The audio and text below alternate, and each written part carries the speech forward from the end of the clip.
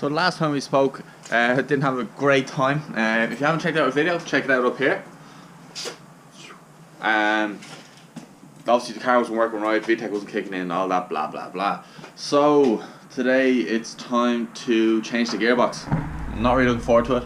I've taken out enough engine gearboxes and all that stuff for this year, but I do want to get this problem solved. I do have a spare gearbox there that I got rebuilt before I actually bought this car from the guys in TF Autos.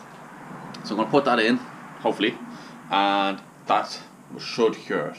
I have to inspect the other gearbox, send it off and find out what's actually in it and why did that speedo drive damage. Shouldn't really do it. So yeah, today is time to remove the gearbox. So also draining the gearbox oil. That's €100 worth of Kaz gearbox oil there. Thanks Casso. He just only put it in before his last race, so it's really fresh, but unfortunately it has to come out. Also, if anyone knows what gearbox oil smells so bad, it's rotten, let us know. So, have the car jacked up. It's a bit of a pain in the arse actually to do, but for whatever reason the back of the car jacks up as much as the front. It's very stiff, so a bit of a pain to do. But anyway, wheels are off. I realise now I need to get a wheel bearing for this side. There's a bit of play, you can't really see it without the wheel being on or hear it, but it needs to be done, so I have to take off that whole hub assembly and get a new wheel bearing for it. Generally when taking out the gearbox, starter motor out, slave cylinder, drive shafts on both sides obviously, and rear engine mount, and you can rock the engine back and forth. So having a look, we have the slave cylinder off here, we have the earth for the gearbox, and starter motor which we have here. Just one bolt below it, it's just stubborn as feck to get this, so I'm going to try and get a better angle at that when I get the drive shaft out. And then this engine mount all the way back here. So start cracking on that as well. The lads are coming down to give me a hand. It's not really a one person kind of job. So once they come down, we'll hopefully get the gearbox out.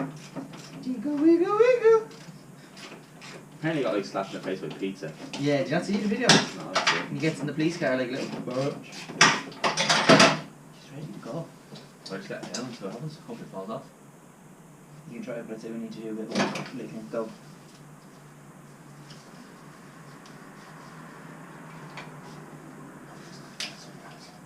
I'm trying to fry it.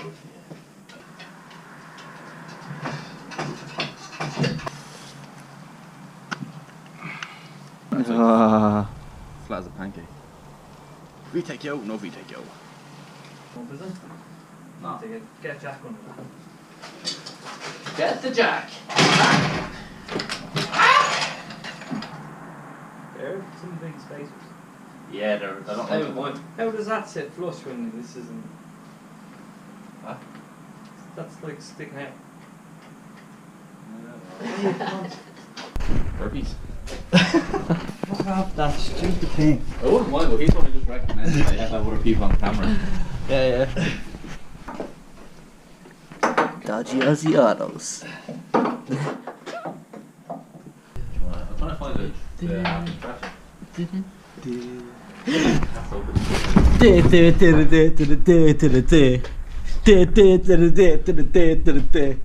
Nextgarage.com.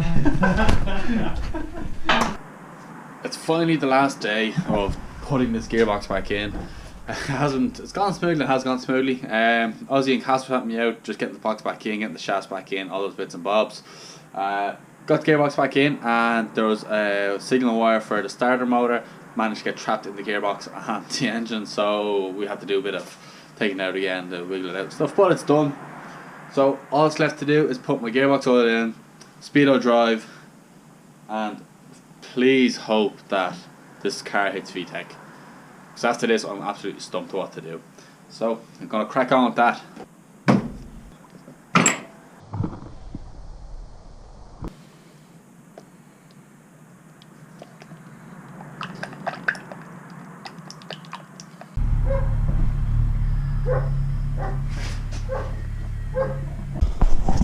So this is the moment of truth. The speedo drive is in. All I need is for this speedo to actually read.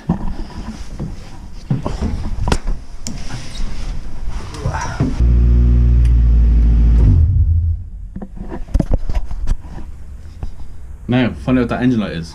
It's the next bit. So one last piece of the puzzle, as we've seen, the engine light was on.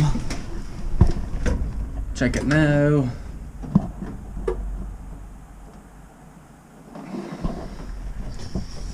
Finally. So next thing is to head to Mexico for a test drive.